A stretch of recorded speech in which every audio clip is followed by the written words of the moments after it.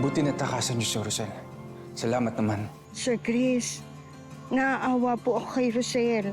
Kung magkakaroon po ng pagkakataon, pakiusap ko po. Sabihin niyo na sa kanya ang totoo. Pera na naging bato pa eh. Kahit kailan talaga, no, panira yung Rosel na yan. Hanggat hindi pa alam ni Rosel yung totoo, patuloy lang natin silang pahirapan. Pero syempre, mas better kung pagkakakitaan natin, di ba? Kung hindi niyo po ako nakita, edi sana nalaman niyo na po kung asan yung anak ninyo. Mahalaga ka rin sa akin. Kahit na hindi tayo magkadugo, anak na rin ang turing ko sa iyo. Tiyak ako isusumpa nila ako. Kapag nalaman nila na ako mismo ang nagnakaw sa kambal. Hanggang kailan pa ba natin may tatago ito? Wala kang karapatan na bastusin ako sa harap ng anak ko! Wala ka rin karapatan na basusin ako at ang anak ko! Hindi mo alam ang pakiramdam na nawawala ng anak. Nawalan din ako ng anak, Rosel! Mabuti ka pa nga eh. Alam mo na buhay yung anak mo.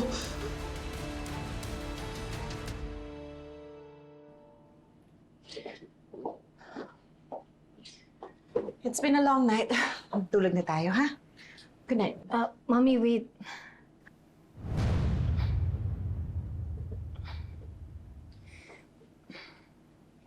Bakit po ganun? Sinabi ko naman po sa inyo na huwag niyo na pong awayin si Tita Rosel. So what do you want me to do? Just smile and pretend that everything's fine? Parati po kasi kayo ganyan eh. Wala po kayong pake kahit may nasasaktan po kayo. Excuse me? Belle, ako ang niloko nila ng daddy mo. Huwag mo sanang kalilimutan yun. Kasi parang lumalabas ngayon, parang mas kinakampihan pa sila kaysa sa akin, ha? Hindi naman po sa ganun, Mommy. It's just that ang dami ko pong nakikita na hindi ko pong matanggap. So what are you exactly trying to say? Hindi niyo po kasi in-explain sa akin kung ba't ako nakuha ng lalaking yun. I told you it's late. Bukas na lang natin pag-usapan yan. No. Mommy, please. I want answers now. So ako pa ang pinagdududahan mo ngayon. After everything I've done for you. Ikaw ang nagdala sa akin sa bar, Mommy. You're the one who gave me a drink. And then I passed out. So ano po ba talaga ang nangyari sa bar? So are you insinuating na may kinalaman ako? No, but I just need you to explain what really happened. Sarili mong ina, pinagdududahan mo. Wala ka talagang utang na loob.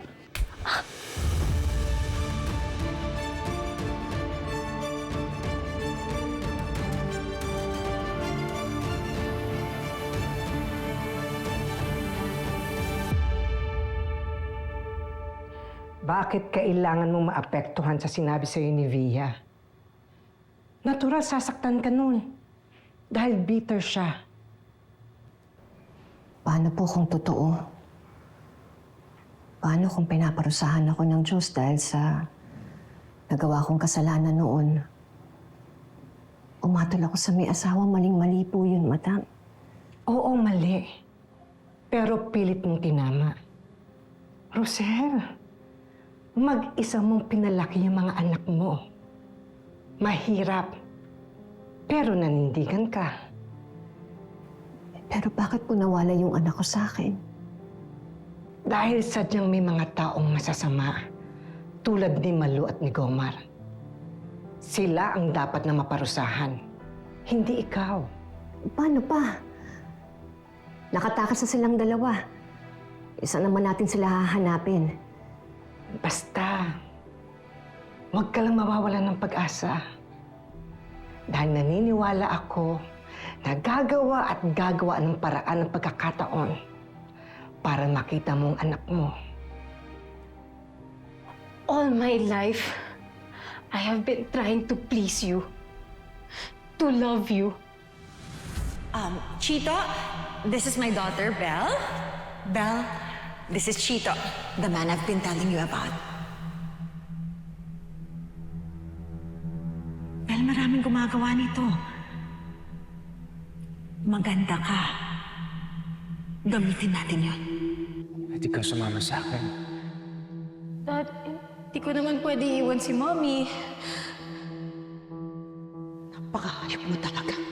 Hindi mo na mauuto si Belle. She's gonna stay with me. Huwag kang magagalit. Kay Rosel at kay Tyrone, wala silang kasalanan. Wala silang No, kasalanan. Dad.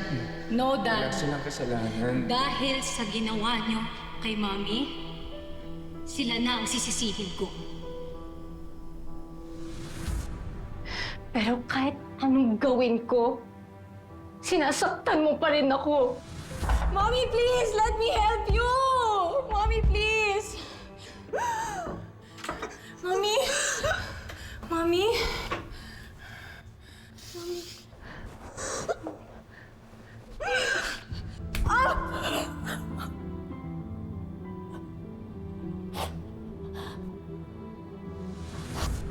Bakit ang hirap-hirap ninyong mahalin?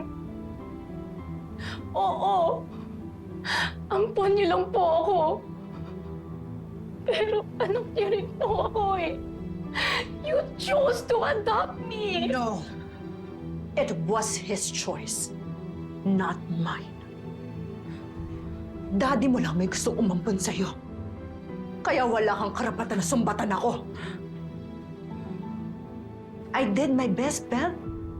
I tried to love you, to accept you. Pero iniwan pa rin ako ng dati mo, di ba? Akala mo ikaw lang yung nahirapan? Akala mo ikaw lang yung nasaktan? I've been through hell because of you and your father! So don't you dare question me again. Don't you dare make me the villain here.